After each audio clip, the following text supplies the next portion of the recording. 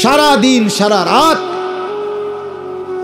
মোবাইলে নারী দেখো, ছবি দেখো, নাচ গান। এক ওয়াক্ত নামাজ যারা পড়ো না, কোনোদিন যারা ফজরের নামাজ পড়ো না, হালাল হারামের কোনো পার্থক্য নাই, কিন্তু কেউ তোমারে ফিরায় না। তোমার মা, তোমার বাবা, তোমার পাড়া, তোমার মহল্লা, তোমার দেশবাসী, কেউ তোমারে নিয়ে একটু ভাবে না, কেউ তোমার একটু ফিরায় না।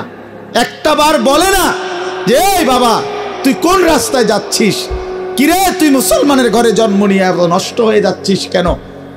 যাকে কেউ ফিরায় না, কেউ বলে না। কেন বাপ? একটা বার, একটা ছেলে শুধু তুমি আমার কথা ভাইবো যে কেউ তোমারে ডাকে না কেন? 365 দিনে খোদার একটা বছরে কোনোদিন ফজরের নামাজ পড়লা না, অথচ কেউ তোমার একটু বলেও না কিরে বাবা তুই মুসলমানের ঘরে জন্ম নিয়ে ফজরের নামাজ পড়স না কেন? সারাদিন রাত তুমি মোবাইলের মধ্যে নারী নিয়ে, ছবি নিয়ে পড়ে থাকো, কিন্তু আপন মা বাবা, আত্মীয় স্বজন, পাড়া পড়োশি কেউ তোমারে ফিরাইবার জন্য একটু ডাকেও না, বলেও না। এমন হয়ে গেল কেন তোমার জীবনটা? কেউ তোমারে বাঁচাইতে চায় না কেন? মনে রাখো বাপ, মূল কারণ একটাই, তোমার উপরে আল্লাহর লানত পড়ছে, খোদার লানত, খোদার গজব পড়ছে তোর উপরে। এই জন্য আল্লাহর লানত পড়ে যার উপরে, তার থেকে গোটা সৃষ্টি মুখ ফিরায় নেয়। এটা মুখ ফিরায় নেয়, এটা জরুরি বিষয়, মুখ ফিরিয়ে নেয়। আমার মার বয়স এই মাত্র বললাম, আমার মা, আমি বললাম কিছুই বুঝে না, কিন্তু সেই মা আমার এখনো মনে আছে। একটা আশ্চর্য বিষয় হলো 75 বছরের কম হবে না আমার বয়স। মা আমার এখনো আমারে বলে, আমারে দেখলে বলে বা আমগরে বলে, আমার 44 বছর বয়স, আমার 4টা সন্তান আছে, আমি আজকে 21 বছরের চাইতে বেশি ওয়াজ মাহফিলে যাই আলহামদুলিল্লাহ আল্লাহর দয়া। কিন্তু কসম আল্লাহর, মা এখনো আমারে বলে ফুত নামাজ পড়ছো, নামাজ পড়ছো। আমারে সব সময় বলে মা ফুত চাইও, মানুষের কত আনে মাহফিলে যাও, মানুষের লগে চাইও টাকা পয়সা লইয়া, ঝামেলা করো না। কতবার যে কইছে এই কথা এটা মা আমারে আমার জীবনে। কিরে বেটা, আমার 75 বছরের মা তো, আমি 44 বছরের ছেলে, আমি আমারে আজও ডাকে, তোরে কেন ডাকে না? তোর উপরে কোন খোদার লানত পড়ছে বেটা? এই জন্য তো অব্যাহত ভাবে চোখের সামনে ছেলেটা চরিত্রহীন হয়ে যাচ্ছে, লম্পট হয়ে যাচ্ছে, এক ওয়াক্ত নামাজ পড়ে না, কেউ তারে ডাকে না। আহা, কেন এমন হয়ে গেল বাপ? তুমি এত বড় বঞ্চিত হইলা কেন? বলো ভাইয়া, তুমি মনে করছো তুমি সুখের সাগরে হাবুডুবু খাচ্ছ? না ভাইয়া, তুমি তো ধ্বংসের সাগরে হাবুডুবু খাচ্ছ। তুমি তো ভাবছো তুমি বড় মজায় আছো, তোমার মাথার উপরে কারো ছায়া নাই। আসলে তো তোমার উপরে খোদার লানত, এই জন্য কেউ তোমারে ফিরাইবার চাচ্ছে না। এই জন্য বিবেক থাকলে আমার এই কথা ভাইব, বিবেক থাকলে, বিবেক থাকলে ভাইব। আমি তো ধমক দিলাম, তোমারে কেউ ধমক দেয় না কেন? কেন ধমক দেয় না? তোমারে কেউ ফেরায় না কেন? হ্যাঁ, এই জন্য দোস্ত দয়া করে এটা ভাবা উচিত, আমরা ইনসাফের সাথে আমাদের এটা ভাবা উচিত। আমরা যদি এটা ভাবি আমাদের জীবন সুন্দর হবে। যে যেমন তেমনই, প্রতিদিন, প্রতি বছর, প্রতি মাস, প্রতি সপ্তাহ একই রকম, এটা তো মুমিনের পরিচয় না। হাদিসের মধ্যে আছে, আল্লাহর নবী সাল্লাল্লাহু আলাইহি ওয়াসাল্লাম বলছেন, আল কাইয়িসু মান দানা নাফসাহু ওয়া আমিলা লিমা বা'দাল মাউত। নবীজি বলেন, বুদ্ধিমান সে যে নিজের হিসাব করে এবং মৃত্যু পরবর্তীর জন্য আমল করে। অর্থাৎ প্রতিনিয়ত যে নিজের জিন্দেগির হিসাব রাখে, আজ আমার আখেরাতের অর্জন কেমন, আজ আমার দুনিয়ার প্রয়োজন পূরণ হলো কদ্দুর, আজ আমার আখেরাতের জন্য পুঁজি সংগ্রহ হলো কদ্দুর। এই এতটুকু বিবেক, অনুভূতি, বিচার বিশ্লেষণ যার নাই, তো সে বোকা, নির্বোধ, আহাম্মক। কোরআনুল কারীমের মধ্যে আল্লাহ তাআলা বলছেন, ওয়ালতানজুর নাফসুম মা কদ্দামাত লিগাদ। প্রত্যেকটা ইমানদারকে আল্লাহ তাআলা বলছেন, ইমানদার তুমি লক্ষ্য করো, হিসাব করো, আজকের দুনিয়া থেকে আগামীকালকের আখিরাতের জন্য তুমি কি পাঠিয়েছ, এটা হিসাব করো। তোমার হিসাব যদি তুমি না করো, কে করবে? নিজের ভালো, নিজের ভাবনা, নিজের বুঝ যদি কারো না বুঝে আসে, কে ভাববে? কে ভাববে? আমাকে নিয়ে ভাববে কে? এই পৃথিবীর সবাই তো ব্যস্ত, সবাই সবার জায়গায় কিছু না কিছু কম বেশি, দরকারি বেদরকারি, প্রয়োজনীয় অপ্রয়োজনীয় কোনো না কোনো কাজে ব্যস্ত। সময় ঠিকই যাচ্ছে, হয় ঘুমে, নয় অবহেলায়, নয় অলসতায়, নয় পরিশ্রমে, একটা না একটা কিছু কইরা সময় তো চলে যাচ্ছে। কার হিসাব কে নিবে? কার জিন্দিগির খবর কে রাখবে? এজন্য বলে যে হাসিবু ক্বাবলা আন তুহাসাবু। আল্লাহ পাক তোমার হিসাব নেওয়ার আগে তুমি নিজের হিসাব নাও, তুমি নিজের হিসাব নাও। এজন্য মনোযোগ জরুরি, মনোযোগ জরুরি। আন্তরিকতা নিয়ে শুনলে ধীরে ধীরে বিবেক জাগে। একদিনে মানুষ বদলায় না, কিন্তু ধীরে ধীরে শুনতে শুনতে একটা সময় জিন্দেগি বদলায়। একটা পাথরের উপরেও যদি ধারাবাহিক পানি পড়ে, বৃষ্টির ফোঁটা, একটা সময় এই শক্ত পাথরের মধ্যে একটু ছিদ্র হয়ে যায়, ডাইবা যায়। তাইলে আল্লাহর কোরআন, আল্লাহর কথা, আল্লাহর কালাম আমাদের জন্য, নওজোয়ান ভাই, কিশোর ছেলে, তোমাদের জন্য বাবা, সব সময়ই যদি আল্লাহর কথাকে প্রত্যাখ্যান করো, শুনবা কখন? কোনো সময় যদি কোরআন তোমার গায়ে না লাগে, তোমার বিবেকে না লাগে, তো শুনবা কখন ভাই? আল্লাহর কোরআন কি কখনোই তোমার জন্য আগ্রহের বস্তু হবে না? কোনো সময় মনোযোগ আসবে না? কোরআন শরীফে আছে, ফাবি আইয়ি হাদিসিন বাদাহু ইউমিনুন। আল্লাহ বলে, বান্দা, কোরআনের চাইতে দামি আর কোন কথা বললে তুমি বিশ্বাস করতে? বলো, এর চাইতে দামি আর কি বলতাম আমি আল্লাহ?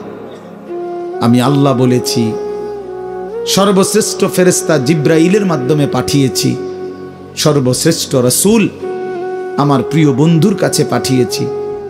23 বছর আমি আল্লাহ বলছি, 30 পারা কোরআন নাজিল করেছি। এরপরে আর কি বলতাম আমি? কিভাবে বলতাম? এর চাইতে দামি, এর চাইতে শ্রেষ্ঠ আর কোন কথা বললে তুমি মেনে নিতে? কোরআন শরীফে আল্লাহ জানতে চাইছে আমাদের কাছে। এই জন্য দোস্ত, এই জন্য বাপ, খুব লম্বা বয়ান করার মতো সময় সুযোগ আমার কাছে নাই। আমি প্রথম অনুরোধ করলাম, মনোযোগ থাকা দরকার। আমার বয়ান হোক আর যার বয়ানই হোক, নিজ মহল্লার ইমাম সাহেবের বয়ান হোক আর একেবারে চাঁদের দেশের হুজুর হোক, যে মনোযোগী হয় তার জিন্দেগি বদলায়। মনোযোগী না হলে গাফেল, তো আপনার জন্য কাবা শরীফের ইমাম আনলেই কি? আপনার জন্য মদিনার মসজিদে নববীর ইমাম সাহেব আনলেই কি? আপনার তো সিদ্ধান্ত পরিবর্তন হবেন না। তাইলে পৃথিবীর সবচেয়ে বড় হুজুর আনলেই কি হবে আর না হবে? যে সিদ্ধান্তই নিছে যে আমি ফজরের নামাজ পড়ব না, তো তার জন্য হুজুর বদলাই লাভ কি? যে সিদ্ধান্তই নিছে আমি হালাল খাবো না, আমি সুদ কিস্তি এটা ছাড়বো না, এটা আমার সিদ্ধান্ত, তাইলে তার জন্য হুজুর বদলাই লাভ কি? বড় থেকে বড় হুজুর এনে লাভ কি ভাইয়া, যদি আমার দিল উল্টানো থাকে? এই যে হাদিসের মধ্যে আছে, আল্লাহ ভাই বুট খায়ও না, বুট খায়ও না, মনোযোগ দাও। ছেলেরা, আমি আবারও বলছি ভাইয়া, পরস্পর কথা বলো না। ফালতু অভ্যাস ছাড়তে না পারলে তুমি উঠে যাও, আমার কোনো মানা নাই। আমি কথাই বলবো অল্প একটু। দোস্ত, মনোযোগ না দিলে তুমি বাহিরে ঘোরো, আমার কোনো অসুবিধা নাই। বললাম, আমি ব্যক্তিগতভাবে শ্রোতা গুণী না, এটা আমার কোনো সময়ের মাথা ব্যথা না। ছোট বড় সব মাহফিলে আমি সমান তালে বয়ান করি, এটা আমার আজীবনের অভ্যাস। আলহামদুলিল্লাহ, এই অঞ্চলটা আমার পায়ে হাঁটা অঞ্চল। এখন না আমি আসছি গাড়িতে, কিন্তু আমি তো এগুলো পায়ে হাঁটাই আসছি। তাইলে যখন আমার আরো ছোট ছোট মাহফিল ছিল, তখনও আমি 3-4 ঘন্টা বয়ান করে গেছি। ব্যস্ততার কারণে সময় মিলানো যায় না, এতটুকুই সমস্যা, আর কিছু না। জোহরের পর থেকে বয়ান শুরু হয়েছে, এখনো চলতেছে, আরো বয়ান আছে। হ্যাঁ, মুরাদনগর আবারও বয়ান আছে আমার। এটা এমনি বললাম, অর্থ হইল আল্লাহর জন্য বলতে থাকা। এই জন্য দোস্ত, বন্ধু আমার, মনোযোগ দিলে ভালো। জীবনটা সবসময় একরকম খামখেয়ালি, গাফলতি, অবহেলায় চলে গেল, তো রাত তো আর ফিরবে না, দিন তো আর ফিরবে না, এই সময় আর হবে না। 17ই ফেব্রুয়ারি 2025 আর আসবে না। আগামী বছর 17ই ফেব্রুয়ারি হবে, কিন্তু সেটা হবে 2026। আগামী সপ্তাহে 17 তারিখ সোমবার আসবে, কিন্তু সেটা হবে 23 তারিখ। প্রতি রাত, প্রতি ঘন্টা, প্রতি মিনিট, প্রতি সেকেন্ড একবারই আসে। আমাদের হায়াত একবারই, প্রত্যেক মিনিট একবার। নবী সাল্লাল্লাহু আলাইহি ওয়াসাল্লাম বলছেন, ইরতাহালাতিদ দুনিয়া মুদবিরা ওয়ারতাহালাতিল আখিরাতু মুকবিলা।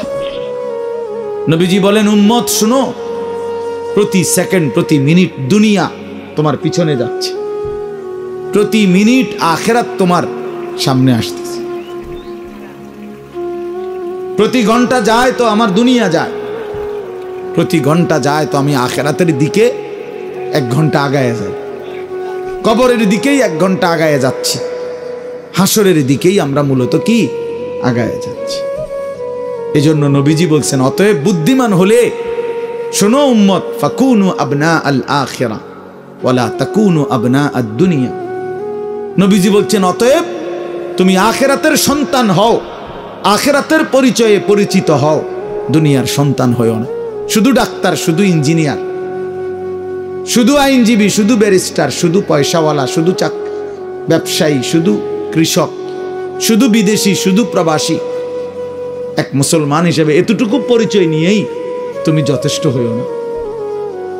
এক মুসলমানের পরিচয় এতটুকুই না, বরং তোমার পরিচয় যেন হয় আখিরাতের পরিচয়। লোকটা নামাজি, লোকটা রোজাদার, লোকটা চরিত্রবান, লোকটা দিনদার, লোকটা ফরহেজগার, লোকটা আল্লাহওয়ালা, লোকটা আখিরাতের ফিকির করে, মসজিদকে ভালোবাসে, মাদ্রাসাকে ভালোবাসে, ওলামায়ে কেরামকে ভালোবাসে, নামাজকে ভালোবাসে, আল্লাহর ঘরকে ভালোবাসে, কোরআনকে ভালোবাসে। এমন পরিচয় পরিচিত হও, এমন পরিচয় নিজের জীবনে লাগাও। নবীজি বলছেন, শুধু দুনিয়ার পরিচয়, অনেক বড় পয়সাওয়ালা, অনেক বড় টাকাওয়ালা, অনেক বড় ক্ষমতার অধিকারী, দোস্ত ক্ষমতা বেশি বা কম উভয় অবস্থাতেই কবরে চলে যাবে, হাসলেও মরে যাবে, কাঁদলেও মরে যাবে। তাফসিরে মাআরিফুল কোরআনে আমরা পড়ছি, মুফতি শফি রহমতুল্লাহ আলাইহি বলছে, দুনিয়াবাসী, দুনিয়া নিয়া কারাকারি করো না, কারণ সর্বোচ্চ চেষ্টা করে দুনিয়া যদি জিতেও যাও তাইলেও মরে যাবা, যদি হেরেও যাও তাইলেও মরে যাও।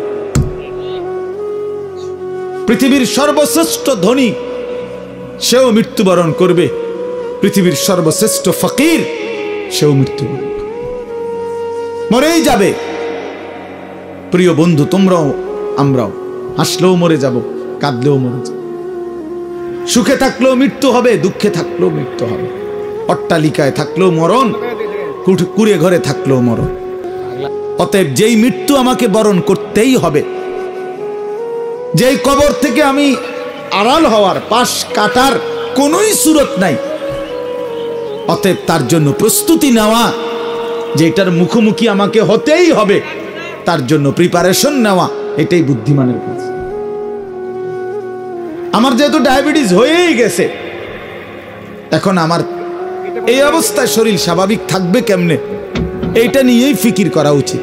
আমার যেহেতু গ্যাস্ট্রিক হয়েই গেছে, আমার যেহেতু এই রোগ হয়েই গেছে, এখন বিবেকবান বুদ্ধিমান উচিত যে এই অবস্থায় আমি সুস্থ থাকবো কিভাবে। ঠিক মনে করেন এরকম, আমাকে যেহেতু কবরে যেতেই হবে, আমাকে যেহেতু মরতেই হবে, অতএব এখানে উচিত বিবেক দিয়ে যে অতএব আমাকে কবরে ভালো থাকবো কিভাবে তার ফিকির। কারণ কোন যুক্তি দিয়ে, পৃথিবীর সর্বশেষ যুক্তি প্রযুক্তি দিয়েও তো আমি কবর থেকে বাঁচতে পারবো না।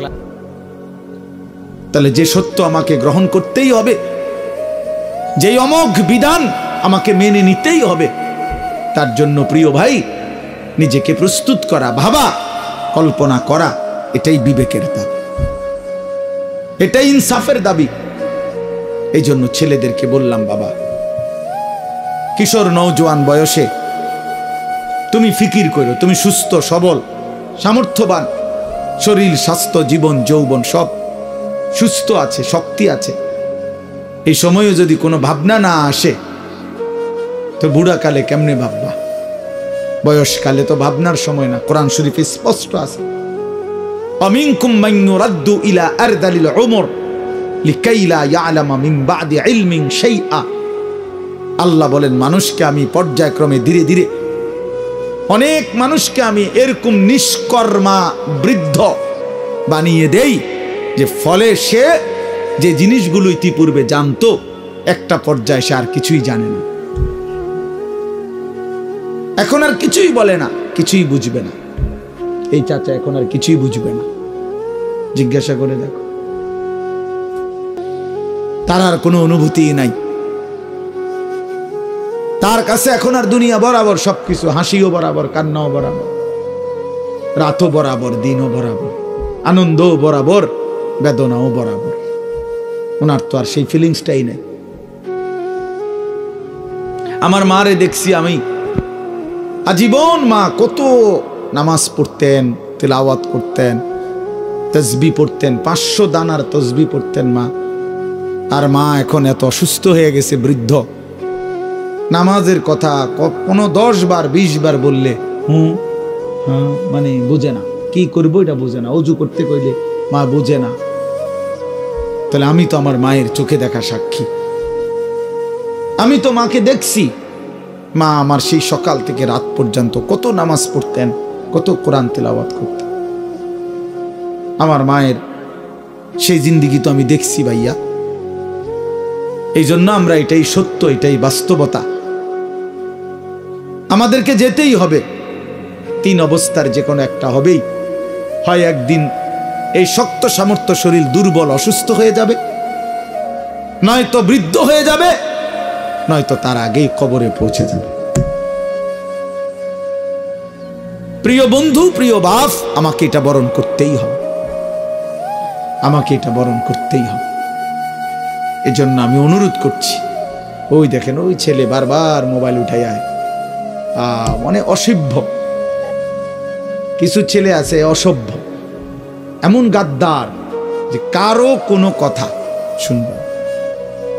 হের কথা হইলো যে মানে অনেক ছেলের যে হুজুর আমি এর থেকে ভালো মানুষের কথাই শুনি না, আপনার কথা শুনি না। না এটাই হাসি না,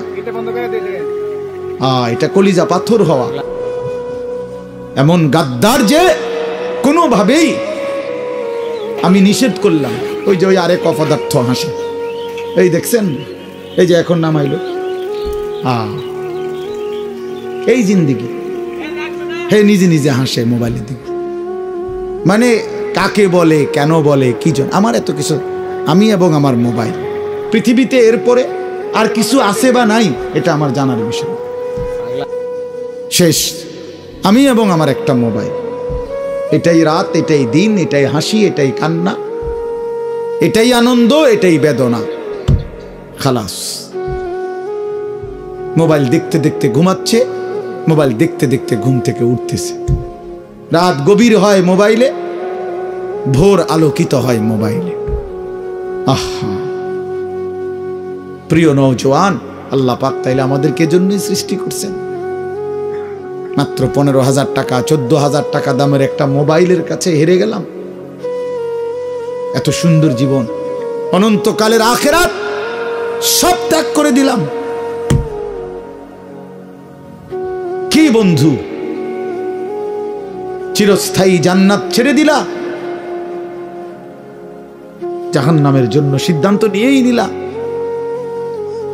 এই নারী, এই ছবি, এই উলঙ্গ দৃশ্য, এই জিনা, এই ব্যভিচার, খোদার কসম ধীরে ধীরে তোমার জাহান্নামের দিকেই নিয়ে যাবে। নুআল্লিহি মা তাওয়াল্লা ওয়া নুসলিহি জাহান্নাম। আল্লাহ বলছে, যে বান্দা আমার রাসূলের বিরুদ্ধাচরণ করবে এবং আমার ঈমানদার বান্দারা যে পথে চলে তার উল্টো পথে চলবে, আল্লাহ বলেন আমি তাকে সেই উল্টো পথেই চালাবো এবং একদিন সত্যি সত্যি আমি তারে জাহান্নামে ফেলে দেব। খোদার কসম বাপ, এটা কোরআন শরীফের আয়াত। আমি এই মাত্র বলে আসছি, বলছি তোমরা যারা আমার একটা কথা মনে করো বাপ, ছেলেদেরকে তোমাদেরকে বলি বাবা, সারা দিন সারা রাত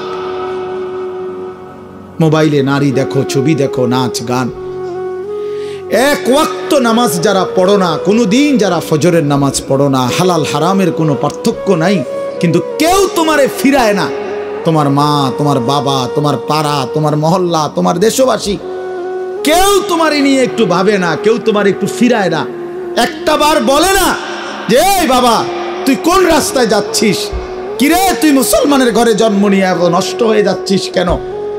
যাকে কেউ ফিরায় না, কেউ বলে না, কেন বাপ? একটা বার, একটা ছেলে শুধু তুমি আমার কথা ভাইবো যে কেউ তোমারে ডাকে না কেন? 365 দিনে খোদার একটা বছরে কোনোদিন ফজরের নামাজ পড়লা না, অথচ কেউ তোমার একটু বলেও না কিরে বাবা তুই মুসলমানের ঘরে জন্ম নিয়ে ফজরের নামাজ পড়স না কেন? সারাদিন রাত তুমি মোবাইলের মধ্যে নারী নিয়ে, ছবি নিয়ে পড়ে থাকো, কিন্তু আপন মা বাবা, আত্মীয় স্বজন, পাড়া পড়শি কেউ তোমারে ফিরাইবার জন্য একটু ডাকেও না, বলেও না। এমন হয়ে গেল কেন তোমার জীবনটা?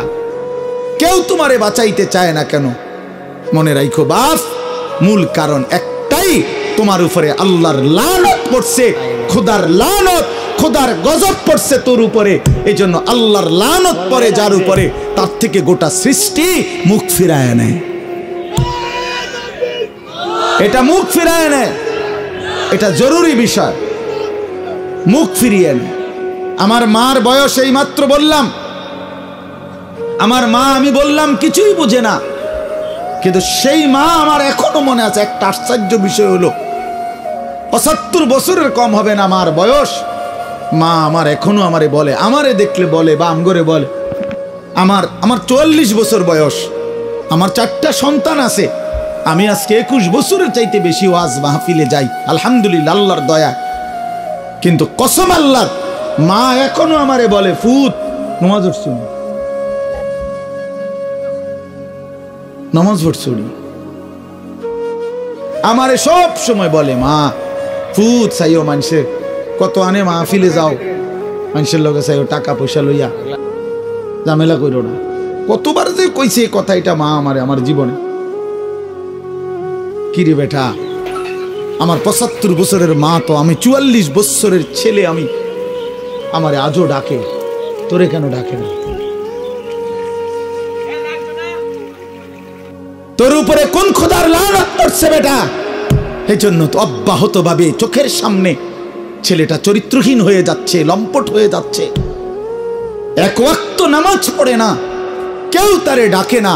আহা, কেন এমন হয়ে গেল বাপ? তুমি এত বড় বঞ্চিত হইলা কেমন? বলো ভাইয়া, তুমি মনে করছো তুমি সুখের সাগরে হাবুডুবু খাচ্ছ? না ভাইয়া, তুমি তো ধ্বংসের সাগরে হাবুডুবু খাচ্ছ। তুমি তো ভাবছো তুমি বড় মজায় আছো, তোমার মাথার উপরে কারো ছায়া নাই, আসলে তো তোমার উপরে খোদার লানত। এই জন্য কেউ তোমারে ফিরাইবার চাচ্ছে না।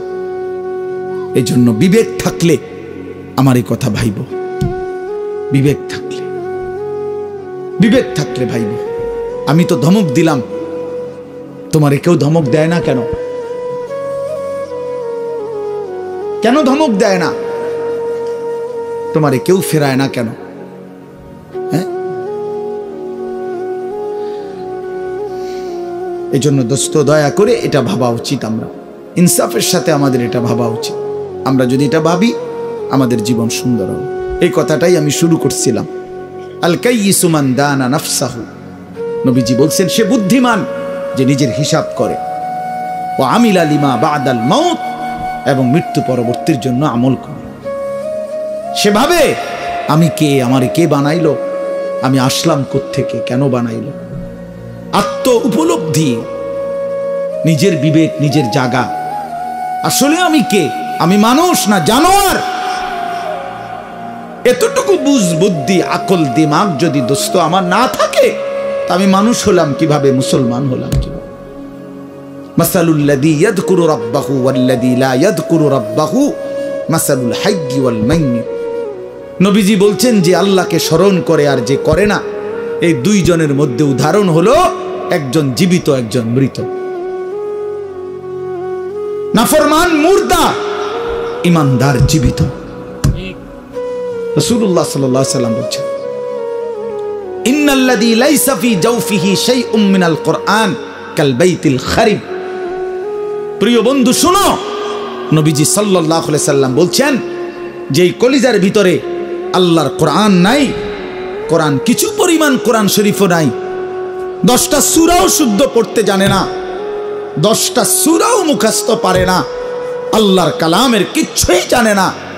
আল্লাহ রাসূল সাল্লাল্লাহু আলাইহি ওয়াসাল্লাম বলছে ওই নাফরমানের দিল হলো কাল বাইতিল খারিব, সারা বাড়ি, আলগা বাড়ি, যে বাড়িতে আগে থাকতো এখন থাকে না, নতুন ঘরে উঠে গেছে, ওই ঘরের এখন কোনা ভাঙ্গা গেছে, এই ঘরের এখন দুয়ার ভাঙ্গা গেছে, টিন চাল ফইরা গেছে, এখন সারা বাড়িটা আলগা বাড়ি, বিরান ঘর।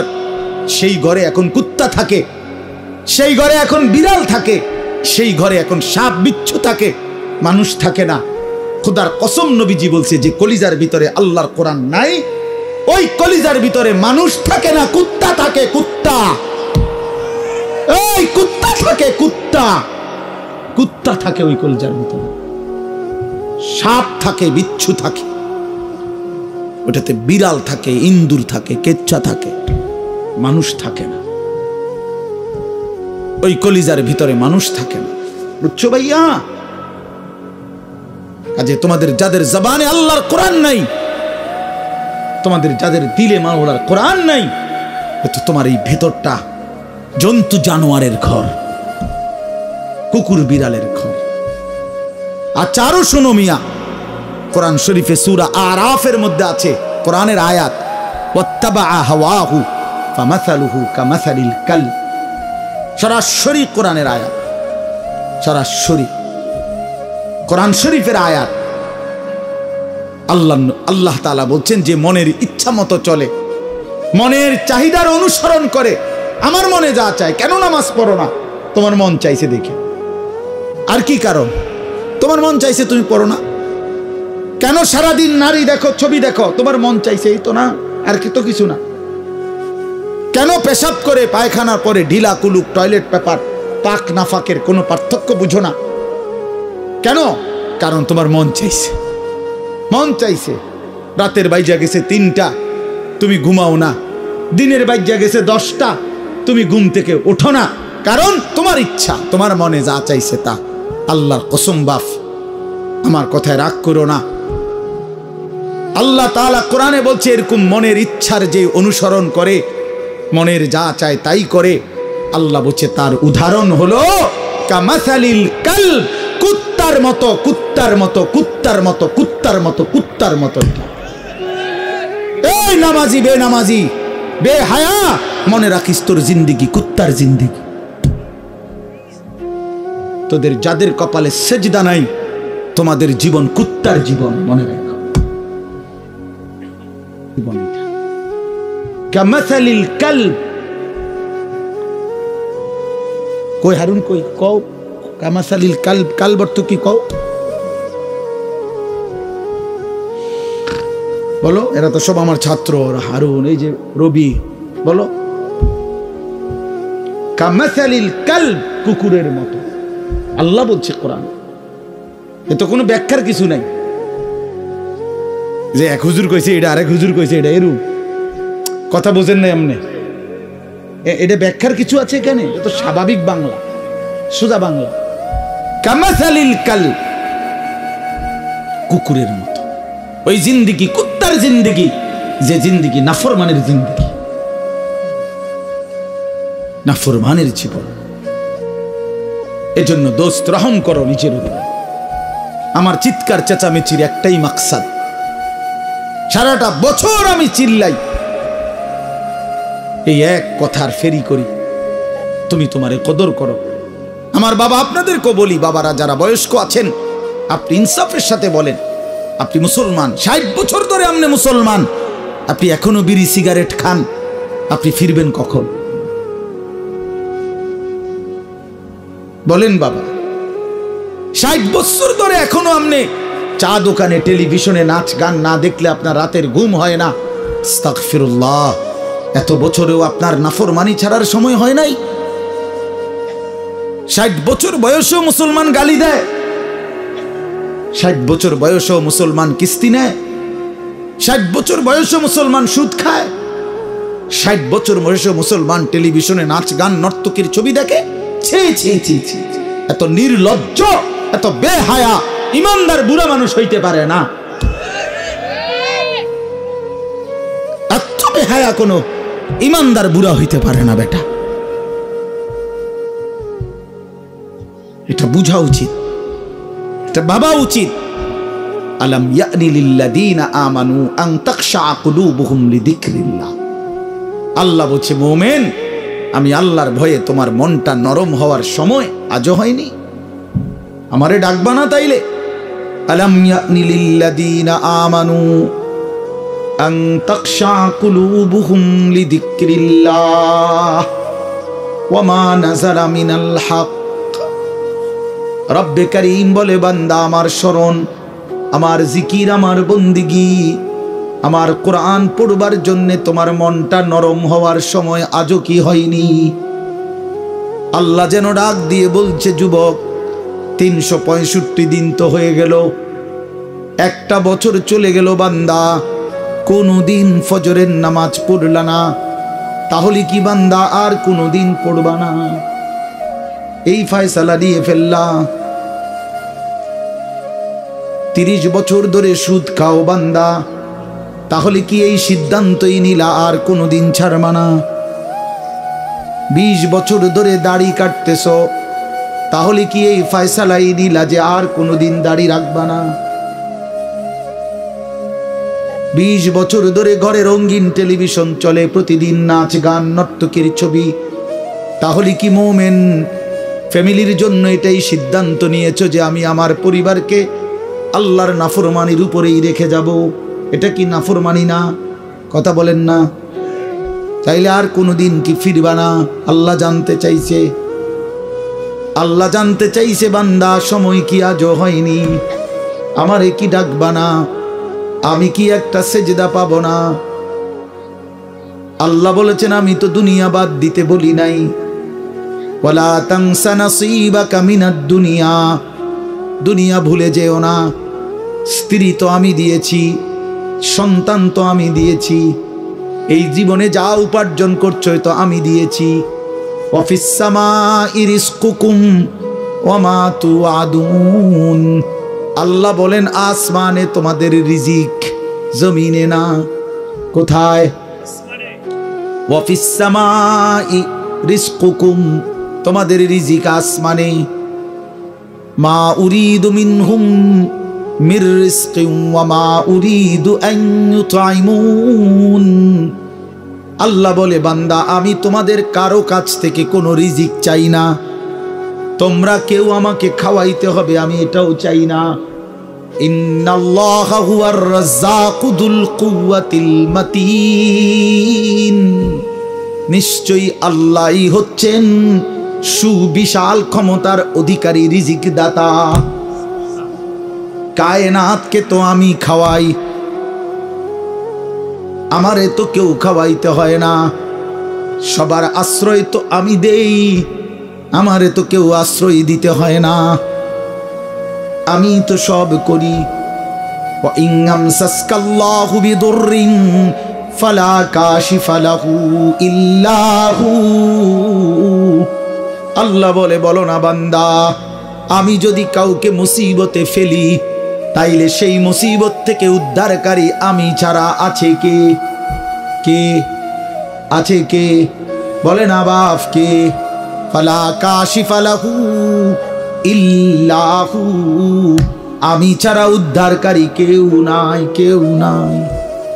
ওয়া ইন ইউরিদকা বিখাইরিন ফালা রাদ্দা লিফাদলিহি, আল্লাহ বলেন আর আমি যদি কাউকে কল্যাণ করি, উপকার করি, তাইলে আমার কল্যাণ আমার উপকার ঠেকায়া দিবে এমনও তো কেউ নাই। কে দিবে আমার ঠেকায়া? আমারে প্রতিহত করবে কে?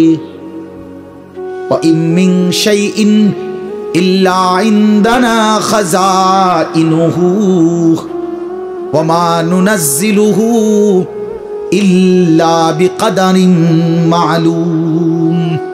আল্লাহ বলে বান্দা সব কিছু আমার কাছে আছে ভান্ডারে ভান্ডারে, কিন্তু আমি জমিনে নাজিল করি পরিমাণ মতো করে। একসাথে সব আলু দিয়ে দিলে রাখবা কই? একসাথে 30 বছরের পেঁয়াজ দিয়ে দিলে রাখবা কই? কথা বোঝেন নাই? একসাথে 50 বছরের খাবার দিয়ে দিলে রাখবা কই? আছে তো আমার কাছে সব কিছুর ভান্ডারে ভান্ডার, কিন্তু আমি জমিনে দিয়ে থাকি পরিমাণ মতো করে। বিকদারিম মা'লুম, ইন্না কুল্লা শাইইন খালাকনাহু বিকদার। আল্লাহ বলেন সব কিছু আমি বানিয়েছি পরিমাণ মতো করে। জন্ম নিল কয়জন, কবরে নিলাম কয়জন, আমার হিসাব আছে। কোন সংখ্যা, জনসংখ্যা কোনো সময় বেড়ে গিয়ে ক্ষতিগ্রস্ত হবে না, আমি আছি না। বুঝেন নাই কথাটা? কোন বিজ্ঞানী বুদ্ধি দিছে, কোন পাগলে বলছে? সব পাগল মাতাল ছাড়ো, আমি আছি। ওমা মিন দাব্বাতিন ফিল আরদি ইল্লা আলাল্লাহি রিজকুহা। আল্লাহ বলে যত কিছু জমিনে বিচরণ করে সব কিছুর রিজিকের জিম্মাদারি আমি একাই আমার কাঁধে তুলে নিলাম। সুবহানাল্লাহ। ওয়া ইয়ালামু মুস্তাকাররাহা ওয়া মুস্তাউদাহা। আল্লাহ বলেন আমার বান্দা, আমার সৃষ্টি, আমার মাখলুক কখন কোথায় থাকবে, শেষ পর্যন্ত কোথায় দাফন হবে, আমি সব আগের থেকেই জানি, ফয়সালা করে রেখেছি। গতকালকে আমি ছিলাম সিলেট মৌলভীবাজার, আজকে এই জিন্দেগি। আল্লাহ বলেন আমি জানি। কুল্লুম ফি কিতাবিম মুবিন, সব কিছু আমি স্পষ্ট আমলনামার মধ্যে, তাকদীরের মধ্যে লিখে রেখেছি। তাকদীরে সব আগের থেকেই ফয়সালা করা, সব আগের থেকে সিদ্ধান্ত করা। আর রিজকু মাকসুম, রিজিক বন্টন হয়ে আছে। মাথার গাম পায়ে ফেললা, পায়ের গাম যদি আবার মাথা তো উড়ান, বরাদ্দ যে দূরে দূরে, হুদাই লাফান। আরে হুদাই লাফান, বুঝেন নাই? যে পরিশ্রম করে তার আয় বাড়ে, তাইলে তো সব দোকানদারের বেচা কিনা সমান হইতো। একসাথে দোকান খোলে, একসাথে দোকান বন্ধ করে, কামাই সমান না কেন? বুঝেন নাই আমনে কথা? একই স্ট্যান্ডে সবার 30টা সিএনজি, এখান থেকেই গেছে, এখান থেকেই আপনার এই সিরিকাইল থেকেই কোম্পানিগঞ্জ, কোম্পানিগঞ্জ থেকেই সিরিকাইল, কই সবার ইনকাম বরাবর কেন? কেন? শুধু পরিশ্রম করিলেই অর্থ আসে? না না না, আসমানের ফয়সালাতে অর্থ আসে, রবের ফয়সালা। ইন্না রাব্বি ইয়াবসুতুর রিজকা লিমান ইয়াশাউ ওয়া ইয়াকদির। আল্লাহ বলেন আমি যাকে মন চায় তাকে বেশি দেই, যাকে মন চায় তাকে কম দেই না। আমার ফয়সালা, তোমার কি? কমটাও আমার, বেশিটাও আমার, তুমি কি? আল্লাহ তারে বেশি দিলেন কেন, তো তোমারে কম দিলাম কেন? তোমারে যে কম দিলাম এটাই কেন দিলাম, তুমি এটা কও। তোমার কি যোগ্যতা? কোনটা তোমার? আসমান তোমার না জমিন তোমার? শরীর তোমার না দেহ তোমার? বুদ্ধি তোমার না চোখ তোমার না হাত তোমার? তোমার কি তা? কথা বলেন না কেন? তো সবই আমার, আমি যাকে যা মন চাই তাই দেব। তুমি কি? তুমি এনে মতামত দিবার অধিকার আছে নি আমার? তাইলে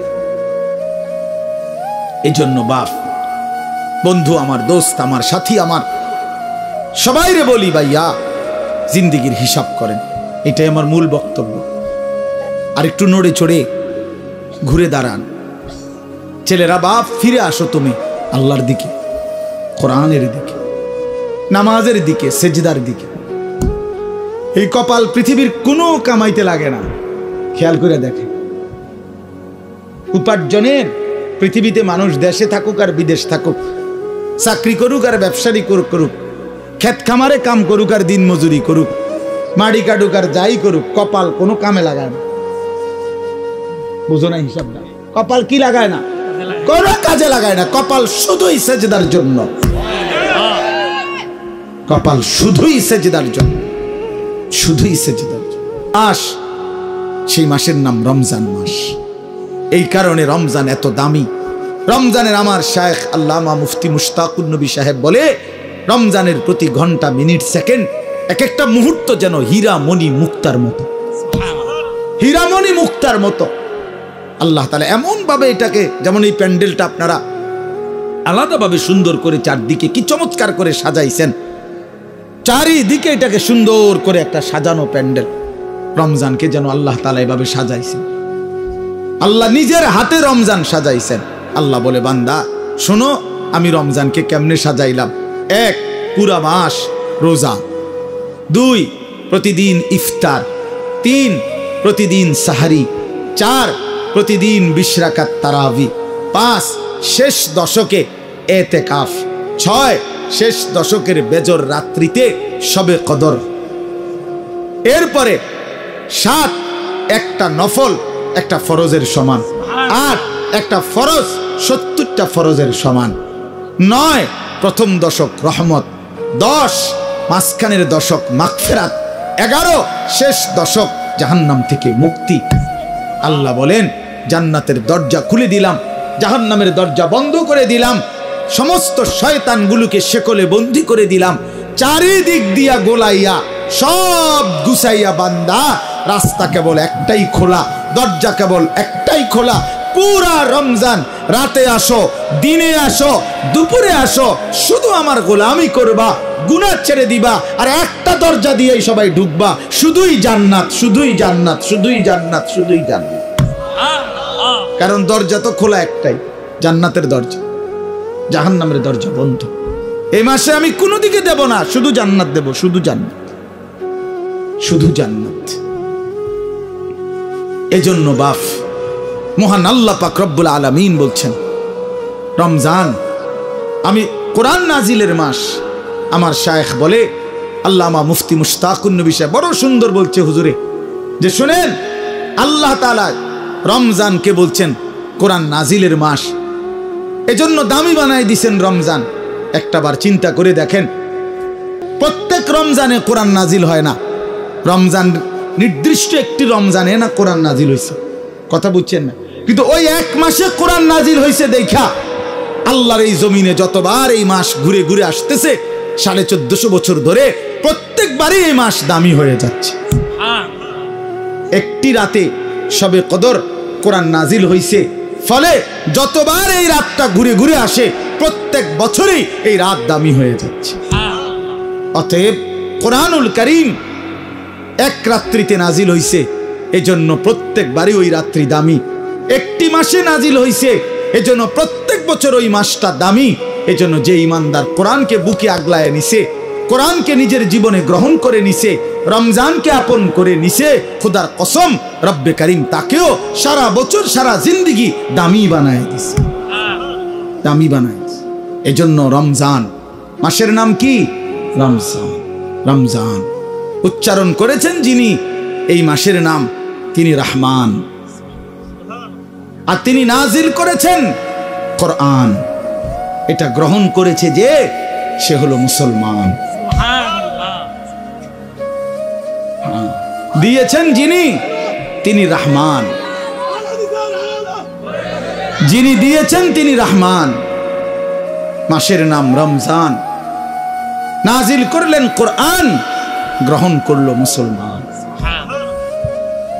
ফামান শাহিদা মিনকুমুশ শাহরা ফালিয়াসুমহু। আল্লাহ বলছেন হুদাল লিন-নাসি ওয়া বাইয়িনাতিম মিনাল হুদা ওয়াল ফুরকান। আল্লাহ বলছে, বান্দা আমি এমন কোরআন নাজিল করেছি যে কোরআন গোটা বিশ্ব মানবতার হেদায়েত। এবং সব কথা স্পষ্ট বাইগিনাত, কোনো কথা, কোনো শব্দ, কোনো বাক্য, কোনো ব্যাখ্যা বিশ্লেষণ অস্পষ্ট, অগোছালো, অপূর্ণাঙ্গ কোরআনে নাই।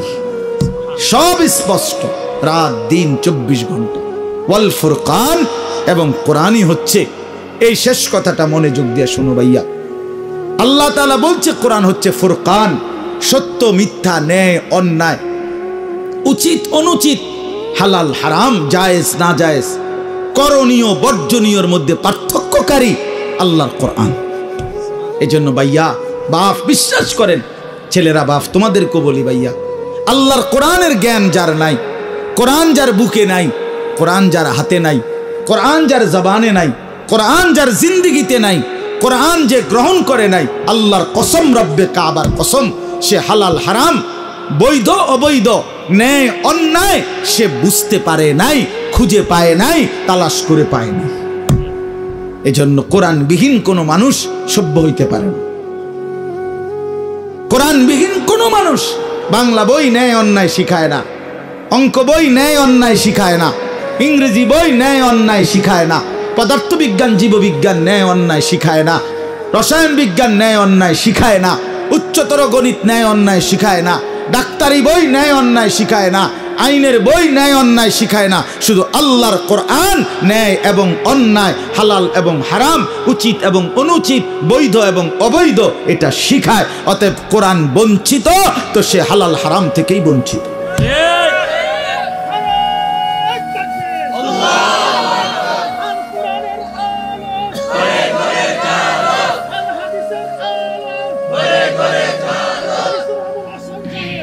অতএব এটা ফিকির করা চাই, এটা পার্থক্যকারী জ্ঞান। এজন্য আপনাদের সবার কাছে অনুরোধ, নিজের ছেলেকে, নিজের মেয়েকে আল্লাহর কোরআন থেকে বঞ্চিত করবেন না। বাচ্চাটাকে দিন শিখান, আল্লাহর কোরআন শিখান। জীবনের সবচেয়ে বড় সম্পদ দিয়ে গেলেন। কোরআন আজীবন মানুষকে দামি বানায়, কোরআন জান্নাতেও দামি বানাবে। সর্বশেষ কথা হলো ফামান শাহিদা মিনকুমুশ শাহরা ফালিয়াসুমহু। আল্লাহ বলছে, অতএব এত বড় ফজিলতপূর্ণ রমজান মাস যদি তোমার জন্য মিলে, আল্লাহ নিজে কি মজা করে আল্লাহ বলছে, বান্দা যদি রমজান পর্যন্ত তুমি পৌঁছো, তোমার জীবনে যদি রমজান মিলে, তুমি যদি হায়াত পাও, তো আমি আল্লাহ বলতেছি তুমি রোজা রাখো, তুমি রোজা আমার হুকুম মাইনো, তুমি গুনাহ ছেড়ে দিও, তুমি আমার বন্দিগি একটা মাস কইরো। যদি বলি আল্লাহ 1 মাস আপনার হুকুম মানবো, ঠিক আছে, গুনাহ ছেড়ে দিব, রোজাগুলো এবং বিধানগুলো মানবো, শরীয়তের হুকুম, আপনি আমারে কি দিবেন? আল্লাহ বলে লাআল্লাকুম তাত্তাকুন, 1 মাসেই আমি আল্লাহ তোমারে মুত্তাকি বানিয়ে দেব। যদি বলি মুত্তাকি হলে কি হবে? আল্লাহ বলে জানো না, জান্নাত বানানোই হয়েছে মুত্তাকিদের জন্য। উইদ্দাত লিল মুত্তাকিন, জান্নাত বানানোই হয়েছে মুত্তাকিদের জন্য। অতএব যে মুত্তাকি সেই জান্নাতি, যে জান্নাতি সেই মুত্তাকি। আমার কিশোর, আমার নওজোয়ান, আমার বাপ, আমার ভাই, আমার বন্ধু, আমার পর্দার আড়ালের মা বোন, সবাইকে বলি হায়াতের কদর করেন, জিন্দেগির কদর করেন। আপনাদের এই একটা মাহফিল খুব সম্ভব, বারবার আমি আসি, ওই কবির ভাই এইসা প্রেশার তার, এই এক মহব্বতের মানুষের কাছে আমি বারবার হেরে যাই, যার কারণে তার খুব বেশি ভালোবাসার কারণে এই মাহফিলটা কোনো না কোনোভাবে মিলাইতে হয়। তা আল্লাহর দয়া আজকেও আসা হইছে। আমি সবার কাছে অনুরোধ করছি, আমাদের মাওলানা সানাউল্লাহ বয়ান করবে, আসছে ও মাশাআল্লাহ, ও অনেক সুন্দর বয়ান করে মাশাআল্লাহ। তো সে বয়ান করবে, দোয়া করবে। আমি দিল থেকে আপনাদের জন্য দোয়া করি, আল্লাহ তাআলা আপনাদের সবাইকে ঈমান আমলের জিন্দেগি দান করেন। আমার নওজোয়ান ভাই, তোমরা নষ্ট হইও না, চরিত্রহীন হইও না। মোবাইল, নারী, ছবি, এই জেনা, বেবিচার, মদ, জুয়ার আড্ডা থেকে ছোট ভাইয়া আল্লাহকে রাজি করো, হালালের উপরে চলো, ইনশাআল্লাহ দেখবা আগামী দিনে তোমরা ইমাম মাহদির পক্ষে লড়তে পারবে, তোমরা দাজ্জালের বিরুদ্ধে লড়তে পারবা। আগামীর ইসলামের পতাকা তোমাদের হাতে উড়বে ইনশাআল্লাহ, কালেমার পতাকা উড়বে ইনশাআল্লাহ।